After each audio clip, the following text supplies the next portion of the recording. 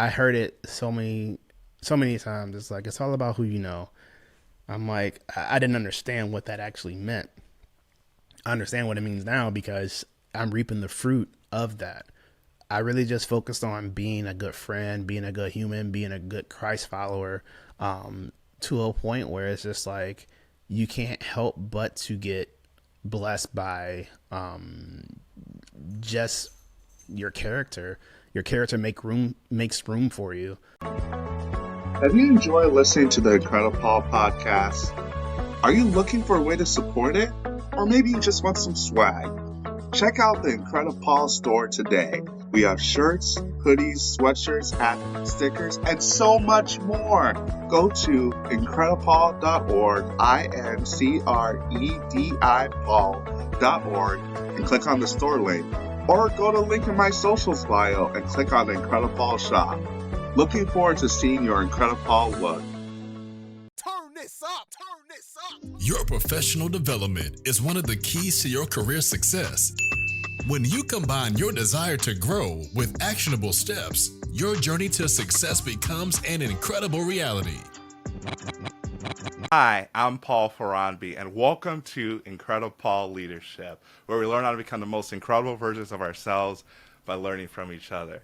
Today, I have the honor of having Brandon Brinkley, aka Dash, on the podcast. He's a photographer, videographer, and so much more. He specializes connecting with individuals and sharing their stories.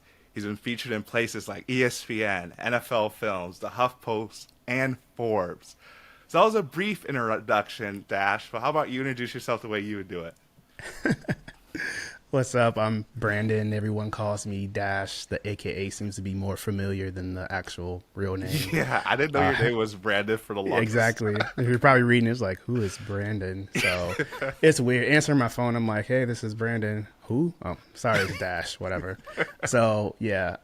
So Dash has been more familiar in circles, but whatever comes up, call me that. So yeah, call me cool, call me whatever. No, but I have three kids that call me dad, so that's awesome. And a loving wife.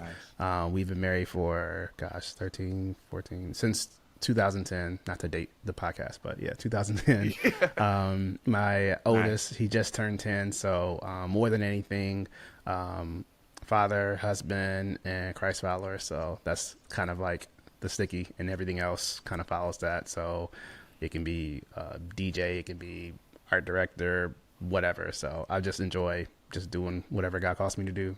Yeah, I love that. I know that's how we got connected, because you do a lot of videography and photography stuff. You used to for Church on the Rock when you attended there and worked there. So that's how we connected for sure. And you also did a story video on me. And yes, I remember. Yeah, for sure. I feel like you've done story videos for pretty much half the church, if not more. But even that in itself, that's been. I'm sure we'll talk about that later in the conversation. Yeah. But yeah, for sure. You're really good at what you do. I know you mentioned some of those other stuff. What really came first, or was there something that came first? Like talk me through the story of Dash. So what comes first? I would say for me, it's been my mom and dad. They were like photographers. Like my dad was like, turned our whole, sorry, that's my dog in the background. No, you're good. I didn't even hear it. Good. This microphone is good then. All right. Sorry. I would say, even back when, I was younger, like my dad would turn our entire bathroom. He had one bathroom in the house, growing up in St. Louis, and turn it all into like a dark room. Wow. So developing film, he would paint and do all these other things. My mom would do the same. So, wow. I will find if I explore in the basement, rows of film negatives and all. So, my love for, the arts kind of came from that, and that side of the family has always been artsy anyway, my dad's side. So I've always been around it. And then my love for I would even say just for DJing and music and all, and appreciation for that came from my father. He was a DJ back in the day, after he got out of the service, serving both Army and Marines. Wow. For quite some time. He did a lot of things with DJing. So our basement was like vinyl heaven. We still have a lot of his vinyl. in the Army and Marines and DJ'd at the same time? Yeah, I think it kind of came like afterwards. I'm not sure if he Okay. did it like before, but it Okay. definitely came afterwards. I have Okay. memories of him loading up that truck, that red Ford truck, whatever it was, and going out to different places and all. He wasn't a believer back then, and he was up until his passing. But yeah, he DJ'd at bars and whatnot, had all kinds of vinyl records with just like some classics. So I would say my love for the arts and appreciation for the arts really came back when I was just little, coming up Yeah. and growing up, and also, yeah. Right. So it sounds like you've really been entrenched and like pretty much destined for this. I guess so. I didn't really come to like getting into like video and like marketing and stuff until like really heavy into like high school. Oh, really? But even at that time, I went to like a smaller like Christian school, North County Christian, if you're familiar with that. And my graduating class was like 25 people, 26 Oh, wow. or so. So, but when they were adding a class, I took some like marketing classes like in there and some other accounting type classes and whatnot. That got me interested in like, I suck at math, but it got me interested in like knowing how numbers kind of like work and people Okay, and all okay. that. We will have like digital signage. It was back in 2004 when I graduated. So we're talking about 2002, 2003, when we had like the TVs like in each room. So it was like, let's put Oh. the menu from the cafeteria up, and then like all this different things or whatever. But video kind of came up where it was affiliated with a church, and they had like a media department. It wasn't like super crazy. It was like a bunch of like handy cams and stuff. And that's when they actually added the video editing class, and they kept me in mind for that. So when they thought about video editing, they had Brandon in mind. So was this more so like kind of a natural progression, or did you have like a direction in mind that you wanted to go? That's a good question. I kind of knew what I wanted to do. Doing video really sparked something. Not only that, I would say just being around marketing really sparked that. Okay. High school was great in discovering what gifts I really had. It was I remember having a shirt. I designed it, I created it with a team. Of course, it wasn't just all me, but we were in charge of marketing that shirt to like sports teams and stuff. I Really? played basketball, I played soccer, and it was something I remember said like Blue Crew. Okay. So What's the I'm like, Blue okay, Crew? how do we market this?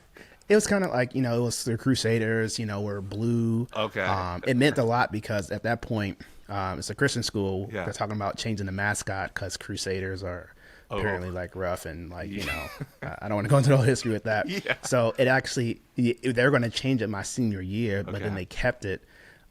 Which is ironic. My AIM screen name was like I'm still a satyr or whatever, but it was really cool because that got me jazzed up. I'm like, okay, here's a shirt, no one knows about it yet. Like, how do we get people to wear this? Yeah. So I had to like think through how to do that. So when I was looking for colleges or whatever, I could have went to like Mizzou or SLU and everything else, which was great. All great schools, but it was to a point where I was like, well, I'd rather do something that's like something that's going to be up my alley, something I'm actually going to enjoy, because journalism was not my thing. I had connections with NBC affiliate in St. Louis. Oh, wow. She was like one of the lead field reporters, like a friend of the family and stuff. We'll go to her house and kind of hang out. That's amazing. My mom was real cool with them and stuff. And she gave me a tour, and I'm looking around. I'm like, well, this is cool, but I don't know if this is me. They had the robotic cameras and stuff, Oh, and a okay. nice, cool control room set up. Okay. And I'm just like, I don't know if journalism is going to do it for me. So one of my friends was dating a friend of mine that I played ball with. We were in the same school, obviously. We're in the same class. Yeah. She went to Southeastern down here in Florida. Okay. And she got me interested with this. Like, we have a broadcast program. The biggest thing was that I was so used to like a smaller class and like being able to touch and use the gear. If I went to Mizzou or a bigger state school or whatever, I wasn't being able to touch it until like junior or senior. Yeah. So I literally walked into this college here, and I was one of the radio program directors or whatever, like my second semester or so. But Wow. it was that fast. and even being able to produce an actual TV show that went national. Wow. A couple networks picked it up, and it was a student-led production. Wait, And how? was I kind of can't like, let you go past that. How did that happen? oh, which one? Yeah, like you say you're leading this show and it got picked up nationally. Yeah. So it was me and a couple people. We adopted this one show. I'm gonna shout out like probably everybody. Yeah, go But for we it. started off this. Someone started this show off.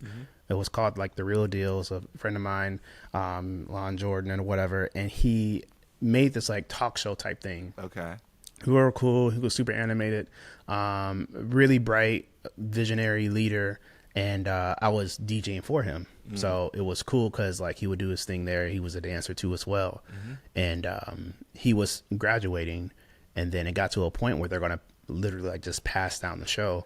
So a couple friends of mine were like, okay, well we can scoop this up. I'm like, cool. I'll still be a DJ because I kind of like DJing. It's cool.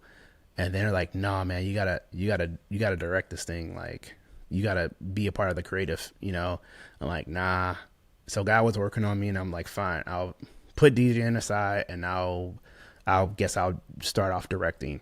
And then it got into doing graphics. Someone's got to do graphics. Like, who's gonna do graphics? I'm like, okay, I know Photoshop, so I'll get into that. And it was like more and more pictures and all that. And then it got to a point where we ended up changing the name of it. So I was part of the whole rebranding thing. So we made the T-shirts and stuff. I think I went through like 2 iterations before it got to where it was from its lasting hoorah of it. The show lasted for about, good grief, probably like a couple years.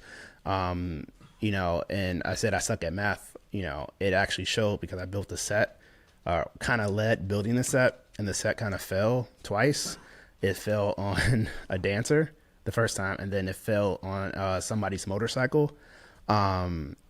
Yeah, so I'm not cut out for set design, but I had the vision. I just needed the math part of it. So that's when it takes a team to kind of do it. So some years later, it got to a point where the school finally like backed it. Like we were out there hustling. We're at the NRB, National Religious Broadcasters, like gathering or whatever. They meet like every year. I think now they meet in Nashville. We went out there and we just hustled the whole thing, and I got to a point where we talked to the right people. I can't take much credit for it. It was, you know, people's like, you know, my friends like James Walls and Magic.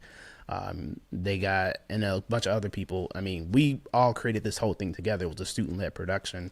Long story short, it got scooped up. I remember having a whole premiere at somebody's house there. One of the parents of the students there that was there locally had this whole big party, and then seeing our name like in the, not in the TV guide, but like the channel that shows all the shows and stuff. And we saw Raw TV right there. I'm like, that's us. That's so cool. Yeah. And then we had a professional set guy come in, built the set. It became, you know, funded from the school. It got to a point where it was an actual class from the school, and then an actual professor that was dedicated to helping students grow and learn in that. And I had a lot of lifelong friends, but a whole lot of experience with that. So it's full circle a lot, because a lot of the people I'm working with even now, as a professional in the field and have been for quite some time, they're calling me up. It's like, hey, I got this Detroit auto show. I need you to shoot like how we used to do it. Hit me up. So yeah, it's great. It's great. Are you wondering what's next? Has everything you tried failed? Or maybe you just feel stuck? Then coaching might be right for you. The coaching relationship is a relationship totally centered on you. If you're tired of running on the hamster wheel of life and want to start to see results, reach out to IncrediPaul for help. So what are you waiting for? Go to IncrediPaul.org/coaching, IncrediPaul.org/coaching, or at I am IncrediPaul on all my socials. Or you can click the link in the bio for your free coaching session. I want to make sure you become the most incredible version of yourself. How are you able to build those connections? As like, was it more intentional or more natural? Like, kind of like walk me through your thought process as you're kind of like going on this journey? Yeah, that's an amazing question because I heard it so many times. It's like it's all about who you know. I'm like I didn't understand what that actually meant. I understand what it means now because I'm reaping the fruit of that. I really just focused on being a good friend, being a good human, being a good Christ follower, to a point where it's just like you can't help but to get blessed by just your character. Your character Yeah. makes room for you. Good. I had the president of Dr. Rutland. He was the president of the Southeast University at the time. He had a book called Character Matters, and that was like one of the books that it was required reading on your first semester. That thing was like your manuscript, you know. Our whole thing was servant leadership, and there'll be people that would like graduate. They may not know which end of the camera is which, and there'll be people that would be nice with the camera or nice on the editing, but be a completely horrible character, you know. And I don't want to say, oh man, they had what's coming to them or whatever, but it really does matter. Yeah. It really does matter because that makes so much room for you. But yeah, I would say it was intentional relationships and building with people. I was never like, yo, here's my business card or whatever. Like even now I hate bragging about myself. There's times I'm like, you're reading the bio, I'm like, oh gosh, ESPN, I forgot about that. NFL Films, I forgot about that. But That's amazing I'm just stuff. not I don't know. I just kind of go where I'm at. I just kind of have my blinders on and just keep my head down, just working. And then you look back, it's like, man, I affect a lot of people, but I kind of like am living for like the now. I mean, I'm living for the future. I'm real smart about Yeah. that, but I'm not like a braggy kind of way like that. So hopefully that makes sense.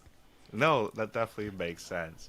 No, I can tell with everything you're saying that you have a tremendous amount of humility. And so this is IncrediPaul leadership. You talked about servant leadership.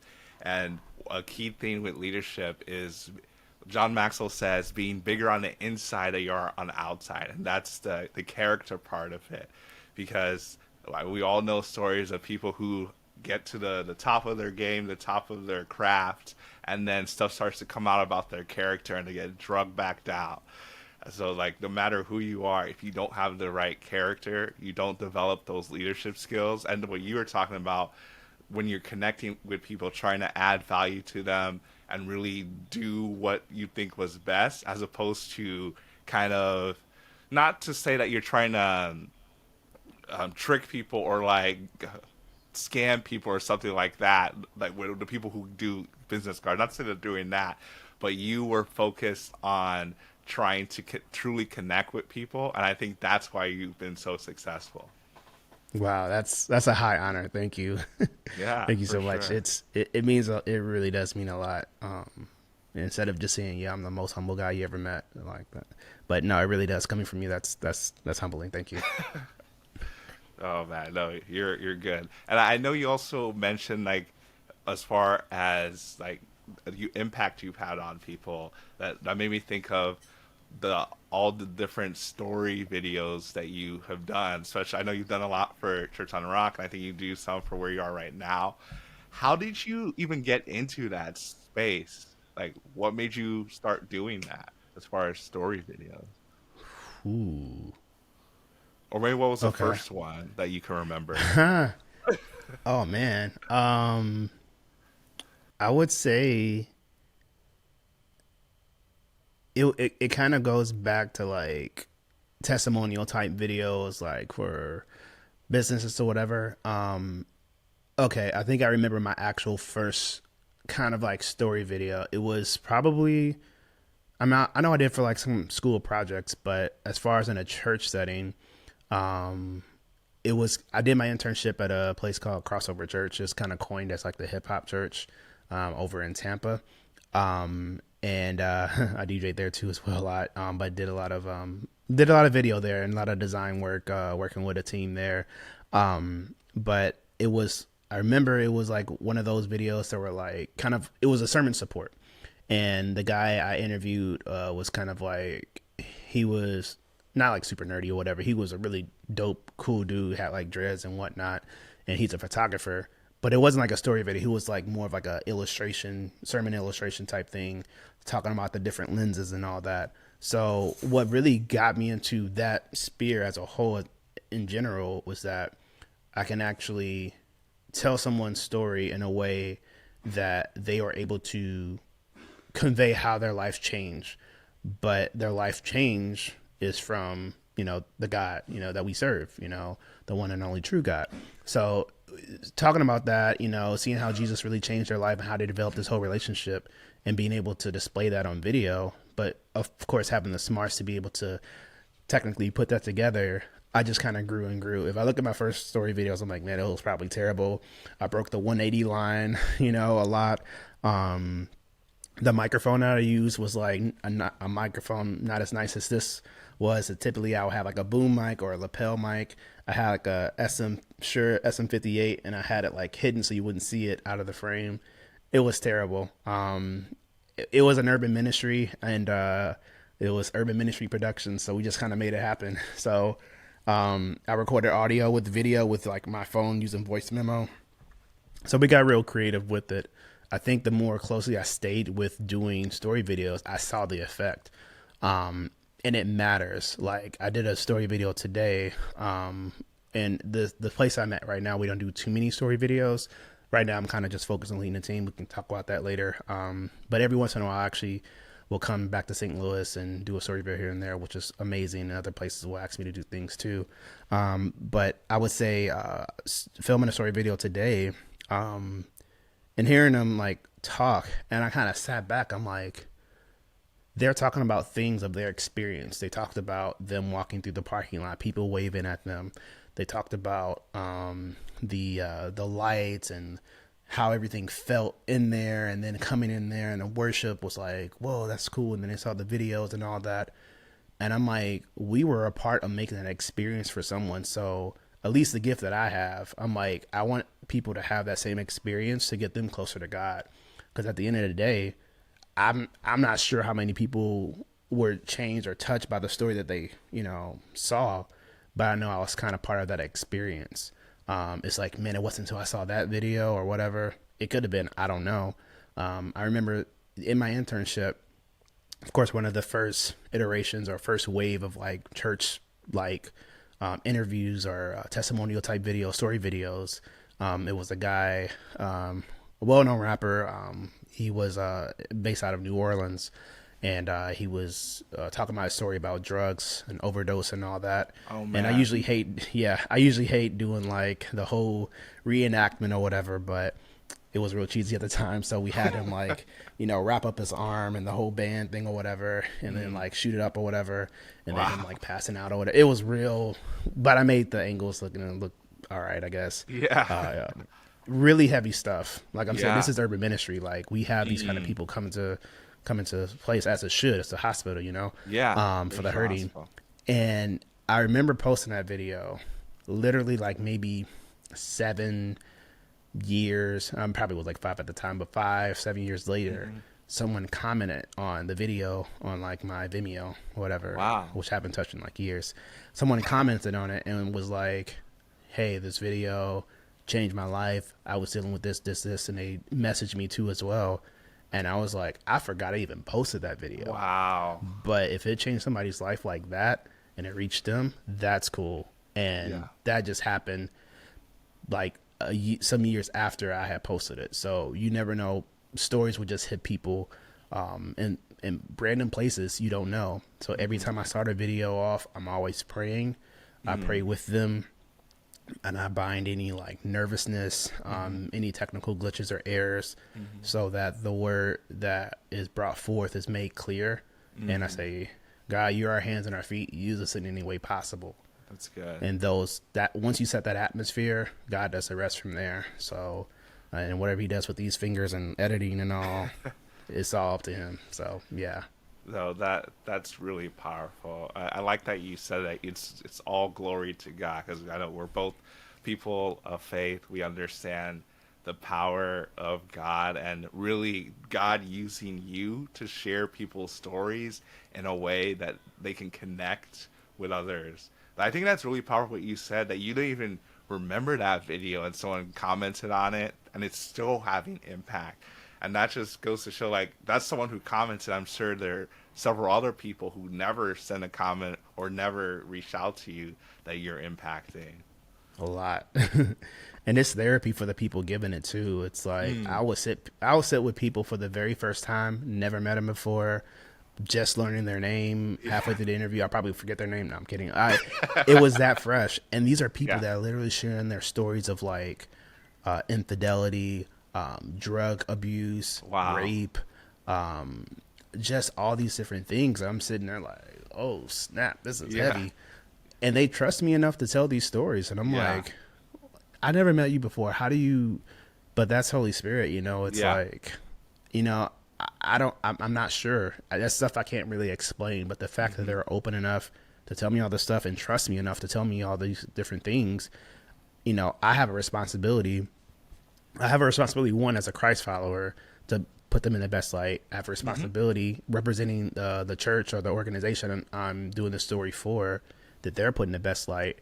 And of course, more ultimately, I have to answer it to God. So it's a lot of people that's involved with it, you know? So when you got trust in that, when you have a mandate, you know, you got something going, and you can't, I don't want to do anything to mess that up or get between that. Sadly enough, there's been people in the industry, especially in the Christian film industry, I was in broadcast, I would say, that would like kind of go in and just manipulate people's story, edit things. They would literally go in, try to squeeze them out of whatever they can get out of them, and then they like leave. And for me, it's like, man, I should have been like a psych major or some other type of major that help these people out. Cause it's like, and there'll be times too, I would like go there with my cameras and stuff like that, and I will turn it off. And I was like, really? I honestly don't think you're ready to tell this story. You know, I don't give advice or anything else like that, but I do help them deliver the story and say it in the way that they can. It's very weird. And there's times where I will refuse to do a story, not in a bad way or whatever. I just like, hey, I want to make sure this is like good.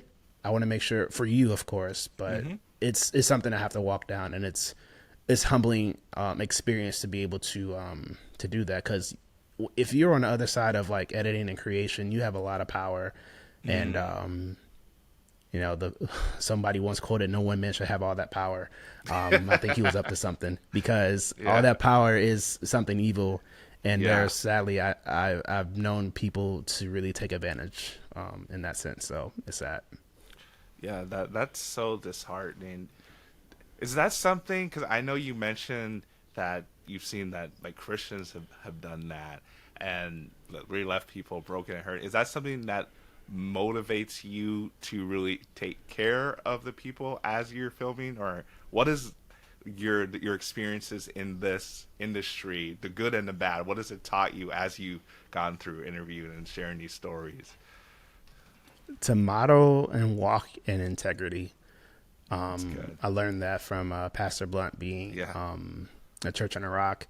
Is he really drilled that home. You know, for me, just being under his teaching, and even the teaching I'm under now with Pastor Scott Thomas, is it's being a person of integrity. That was, of course, we talked about, you know, character taking you a long way. Integrity has a lot to do with that. It's one of my core values. It's much needed. I try to model that. Like I said, people are out there for like personal gain. You know, people are braggadocious. It's especially with video, it's like if you got a camera, you can pretty much go anywhere. If you can create dope graphics, you can pretty much make your way anywhere. I'm like, you know what? I'm gonna sit here with my little computer and my little camera, and wherever God leads, he leads. That was a point in my life too, even with DJing. I literally broke all my records and CDs. Well, it was digital too, actually deleted stuff too. I got rid of all that, and I was like, God, if this is for real, like, you tell me where to go. I don't know. Just do whatever. And then he did. And that, I remember probably that following couple months or whatever, I found myself DJing at like prisons and stuff are Wow. ROTCs or junior, well, not ROTCs. It's the junior jails or whatever. Like juvenile detention centers. Yeah, juvenile. Yeah, JDCs. Yeah. It was like part of the outreach ministry, and Man. that's when I knew I'm like, I can use my gift to help people. I don't have to go to the next house party and DJ there, or I don't have to do this video for this person. You know, it's like I could, but what does that say about me? You know, my son will come in, watch me edit. You know, he watched me edit a video 2 days ago, and I didn't hold nothing back. I was just editing. It was a girl who dealt with drinking and being around the wrong crowd. I didn't have to edit it out because he knows I'm about that life. Yeah. You know, as far as like, you know, making people have their life change and really documenting that. And that's the kind of approach I take, is a more of a documentary approach. So we need more, you know, I saw a shirt that says more humble rappers or whatever. We need more integrous people in media. And that's what's needed. Some people will go to like Hollywood and be that, you know, I'm gonna go to Hollywood and I'm gonna be the light. Sometimes that light ends up dimming, and it's like, where are they at now? And God has placed me in places of like being in ministry. And of course, when I freelance, I go to different places and stuff like that. But I still have a character, and being a person of integrity, you know, some people know not to approach me when it comes down to certain things or whatever. I had plenty of calls even when I was freelancing full time some years ago, or 2 years ago. You know, he's like, oh, I got this music video thing or whatever, if you're down with that, but I saw your IG and I'm not sure if you're down with it, but if you're down, you know, we got this. But then I have like another little thing on the side that's you know, it's a nonprofit or whatever. I'm like, okay, cool.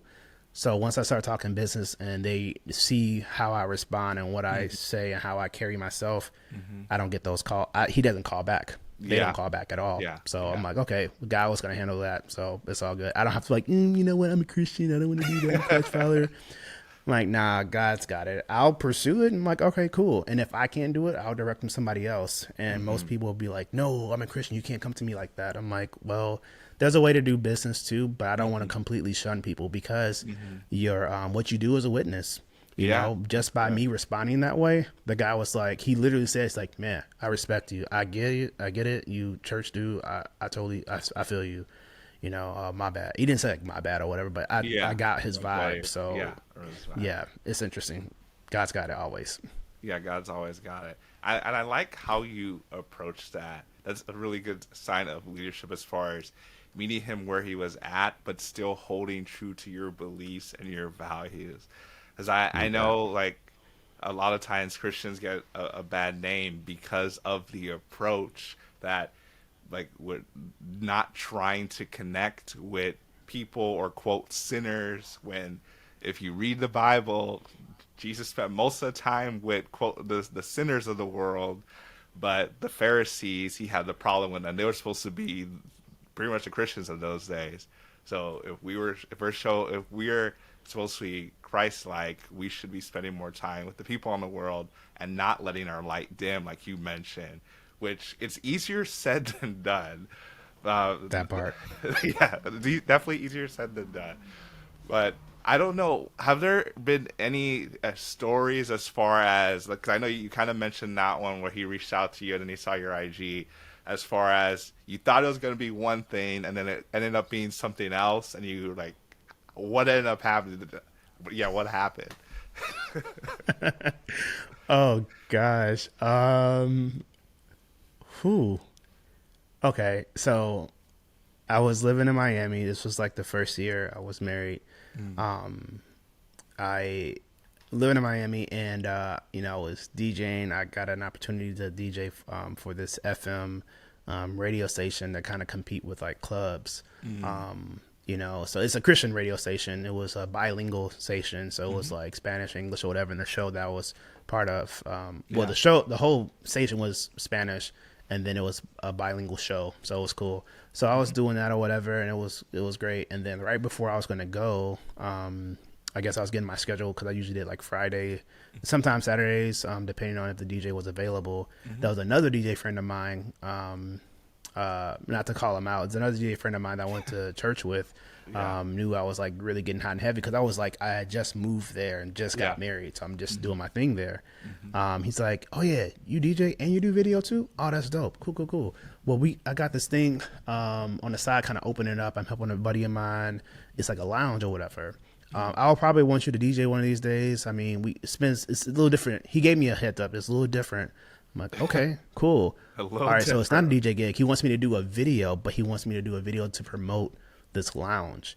So I didn't think much of it. So I got there, and at this time I was actually working at the church.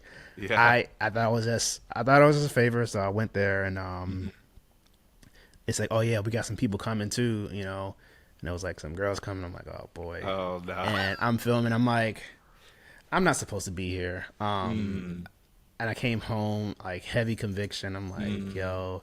I told my wife, she's like, ooh. I showed her the footage. She's like, oh. So in my good business practice, I went ahead and did it. And I gave it to him. I'm like, I didn't do this. No, I didn't do this. And then afterwards I told him, I'm like, hey, don't ever pull things like that on me again, because it's not right and it's not good. He crossed the line. Yeah. And he understood. But it was one of those things that were really desperate for a video person. I didn't know what I was getting myself into at the time. I was just being a good friend, whatever. Yeah, just trying to help out. Yeah. Exactly. But that's the point where it's like, if I had a taste of that and I actually liked it, I would have been that guy doing promo videos for places like that. And I knew real quick that I have to really stand up for it, especially being in Miami. You really have to stand up. You can't crouch down or back up and all that. You really have to really lean in and, you know, be vocal about it. And I'm like, I'm not doing video for people, but that just shows like when you do good work, you know, it's going to get noticed. Yeah. But you also have to be a person of integrity, because that's what's going to keep you around the work that you really want to do. Yeah. So that's really good. All comes back to the character piece, the integrity piece that you've been talking about is key. So even after it happened, to talk with your wife about it and then go back to him and just resolve the situation. I was like it would have been really easy. Honestly, I don't know what I would have done in that situation. I feel like it would have been really easy to just like forget about it. It's like, it's not going to happen again. just like, it's gone. Like, throw it away. But that just shows the integrity. That I love that. So I know you talked about Miami, you talked about SCU, and I know you were in St. Louis as well. Like, kind of, I think, were you back and forth between Florida and St. Louis? I know you're kind of back and forth now for recording story videos. As far as like, kind of walk me through the timeline of like places you worked in, like St. Louis and Florida. Yeah. Sure. It's funny because whenever I leave a city or leave a place or whatever, I start getting a bunch of calls. I'm like, hey, we want to work with you. I'm like, I was just there. Where were you at like the last year? So I moved from St. Louis. Like I graduated high school 2004. And of course going back and forth and all that. And I moved and stayed once I graduated in 2008. And I stayed in Central Florida. Okay. I lived in Lakeland and all, and then moved to Tampa. That's where I did my internship. Okay.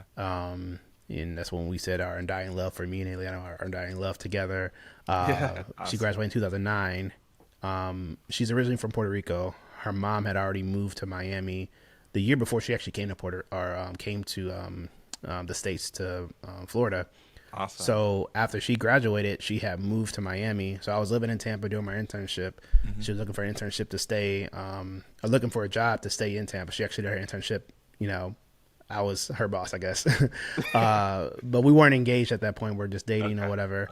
And then she moved down to Miami, and that's how I ended up in Miami. And then we moved to Lakeland again after a year and some months or whatever.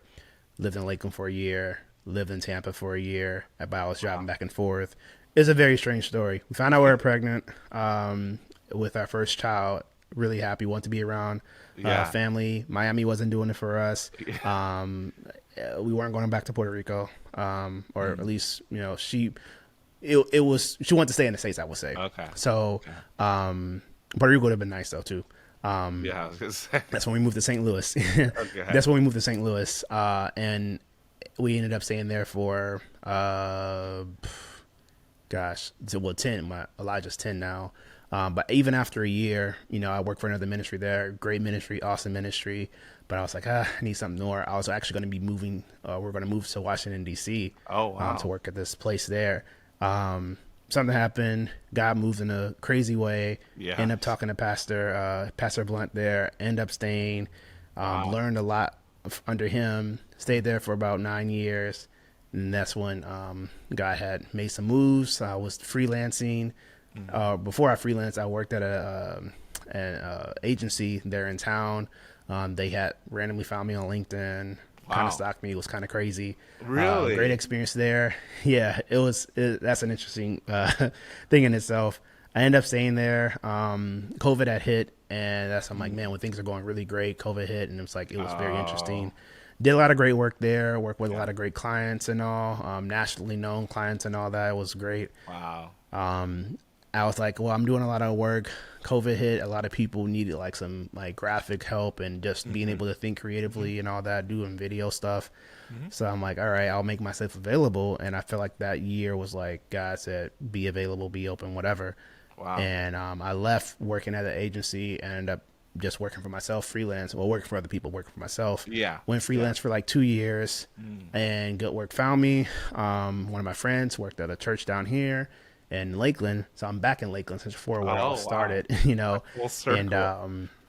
And seriously full circle. So, and now I'm at a place called Free Life Chapel. It's an amazing place. I feel like God's positioned me there right now to do a lot of great work there, train people, and just do what I do, and I have the honor and privilege to be able to still do stuff here. And of course, when you move a city, in my case, people call you back. So being able to come back to St. Louis and do a couple things for some clients of mine, doing things remotely. So that's a very quick story about bouncing around from St. Louis to or Missouri as a whole, because I'm everywhere in Florida. So it's good. Yeah. Wow, that is a lot, and kudos to you for remembering all of that. That's a lot to remember, all those different I was kind of I was gonna say I was probably gonna forget. I had my LinkedIn pulled up because I'm like, I don't remember what year I went. So yeah, there you go. LinkedIn coming in clutch. I'm a big fan of LinkedIn. One day, LinkedIn will be sponsoring this podcast. Hey, let's go. Let's go. There you go. I have to start updating my LinkedIn. So it's been a minute. I'm terrible at that. I will. Things with artists is we're terrible at posting things and showing our work and stuff. I teach other people to do it, but when it comes on me, I'm just I'll get around to it. I'm busy producing for other people. People go into these waves and stuff like that. I teach a lot of creative stats, so it's interesting. Yeah, for sure. I can understand that. I've been more intentional about posting. Definitely not where I could be, but I'm not where I was. So I take pride in that. But you enjoy doing it in the process. That's what it's really all about. Yes. True. Post or no post, you enjoy doing it. That's what it's all about. That's the most important thing for me, is that really having these conversations, even because I knew you, but I didn't know you, if that makes sense, as far as all this stuff. So having these conversations, I'm highlighting your journey and getting to learn more about you. I feel like I get more out of it than anyone that listens. Wow, dang, that's awesome. So it's been a fun journey. But we are about out of time, but I don't know if there's anything that we haven't talked about that you want people to know about you, your journey, your story, or what you're doing now. Yeah, I would say what I'm doing now. I've been doing a lot of teaching a lot, which ironically because I actually wanted to teach for some reason. I'm not sure even what age group, even back then. I just know the teaching will come. Even back then, I was talking to myself. I'm like, I knew teaching was going to come later in my career. It's funny how people age, how I age. I'm at that point in my career. I'm like, oh man, that's interesting. So I've been doing a lot of teaching and coaching, which I'm currently now in position. I'm redoing my whole website. Nice. You know, it's now to a point where I've always marketed myself as a content creator or just a creative as a whole. But I've worn so many different hats, and working in ministry will have you do that. So if you're looking for really quick experience, serve in church, of course. And if you're good at serving at church, they may say, hey, we just need you here 40 hours a week. And so, so it's been like that, because I never had a church growing up like that. I just played drums and that was it. You know, I had a desire to do other things or whatever, but we just never really had like the infrastructure or the finances, if you will, to do stuff like that. Outlet, and most creatives, we all need outlets. So when I got plugged into a church that, you know, love the arts, I'm like, this is a great place to develop. You know, I could have developed this on my own, but now I'm doing this for a purpose. So a lot of what I'm doing, I'm actually going to Puerto Rico this coming week at Awaken Conference to still be able to teach a lot of the leaders there in PR who do video and whatnot. So being able to do that for another year, I think it's about 30 year doing it. Now it's become a yearly thing for us. I do that for the church I'm at now. They knew what I was doing with the collective. Which is the whole group of like photographers, filmmakers, and designers. I did Planet That at Church on the Rock. When we got there was like no photographers there. Now, you know, we left and it's like a whole team of people doing it. We had a whole room dedicated to it. It's a nice room too. And it's amazing to see that. And I knew, okay, this is where you wanted me at. You know, I was chasing things like, oh, I'm gonna work at Paramount, I'm gonna do stuff at NBC, or work at, you know, DreamWorks and all these different places or whatever. I'm gonna do music videos and all that. God's like, that's real cute. You're gonna do this, and it's gonna be great, and you're gonna be very fulfilled doing it too. And I knew right then and there, I'm like, okay, God, literally, He took the wheel. Jesus took the wheel, and He's really guiding and directing that. So it's been very fulfilling work, and I think that's the thing that I want people to really understand is, you know, you don't want to chase that kind of grind that leads really nowhere. But, you know, as you strive after and go after God, you're going to end up leading yourself to doing like more fulfilling work. And it doesn't have to be video. It doesn't have to be working in church. It could be working with like numbers, being better at math than I am. But it's when you get led to doing fulfilling work, literally no one can really get in your way or stop you. The only thing that will stop you is your own selfish desires and other things like that. So I just knew to stay focused on just building the kingdom. You know, that's what we're all about. That's amazing. So incredible. I love that. Like, just see God's hand on your story and you just really letting Him direct you where he wants you to go, and everything from when you started off and you thought you're going to do stuff in DJing, moving into production, still doing DJ stuff, doing more broadcasting stuff, all the different people you encountered, serving in church, all the stuff you were doing on the side with the freelance stuff. It's just truly incredible how God has used you, Dash. Thank you. It's a joy and an honor, and it's a wild ride.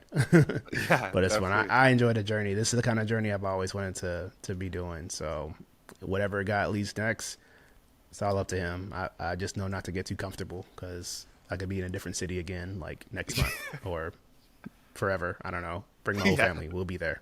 You just don't know. I want to make a quick plug, because we talk about Church on the Rock a lot, and so in a previous podcast, when we're recording this, it's not out yet, but by the time this is recorded, it's already been out. Actually, I talked to Pastor Blunt, and he talked about the story of Church on the Rock. So you want to learn more about this amazing church, and maybe, like, I just feel led to say this, I haven't done this on the podcast before, but if you want to learn more about what it means to be a Christ follower, maybe possibly give your life to Christ, either reach out to me or Dash, or go to cotr.org. Someone will connect with you there. Because really, I couldn't imagine doing life without God. I know a lot of people are just going about doing their own things, and I'm like, sometimes I wake up in the morning, I'm like, God, just help me. I don't know what's going on today. So if you feel like that, you feel stressed, I just say definitely I offer myself up, reach out to me or go cotr.org. Someone will talk to you, pray with you for sure. Oh yeah, most def. Awesome. Well, like I said, I want to make sure people know how to connect with you as well, with all the great stuff you're doing, whether your website, socials, however you want people to connect with you. Yeah, my website is ibcreates.com. That stands for Ileana and Brandon Creates. So Okay. I was wondering ibcreates.com. what that stood for. Yeah, it might be confusing because no one calls me Brandon. So. Yeah, I was like, who's Pete? So I got to keep that government name in there. IB Creates, that's the one. It's been IB Creates for a long time. And then, of course, my socials, B-Brinkley. It's literally DASH. Brinkley is on all my socials. You know, I post whenever I feel led, I guess. Same thing, too, with IB Creates. We're on Facebook and Instagram. I'm a terrible social media person. We do good. Me and my wife Ileana, we do very good of like teaching other people with it, but we're getting better at it. We got to lead by example. But we post quality stuff on there, and it's awesome. Mostly just to kind of document our kids. We just have a lot of fun with it. Who knows? I'll probably post random stuff. I'll just repost whatever you post with IncrediPaul. So, but yeah, that's the way to do it. My cell phone number is. No, I'm kidding. I was gonna say, I don't know. But it's been great having you on the podcast, Dash. I'm not gonna call you Brandon again because it doesn't feel normal to me. But and actually, before we close out, do you have like a quick story of how your nickname became Dash? Yeah. Oh man. All right. So first of all, it's part of my middle name. Okay. It's short for my middle name. My middle name is Dashiel. Okay. Dashiel is actually spelled differently on my birth certificate, but that's a whole nother story. I had a hookup at a DMV. One of my friends worked there and actually spelled it correctly. So shout out to my friend DMV in Missouri. Awesome. No, my parents were track coaches. And I just grew up a track nerd. I played a bunch of sports, but I grew up a track nerd, sprints and long distance running. I didn't do the long jump or high jump and all the other stuff or whatever. So I ran pretty fast. I've still got it, you know? Nice. And then, we had a low power FM station at the school, and I would bring in my turntables and all that. It's like, we just can't call you DJ Brandon. We gotta like think of a cool name. For a while, I hated my middle name.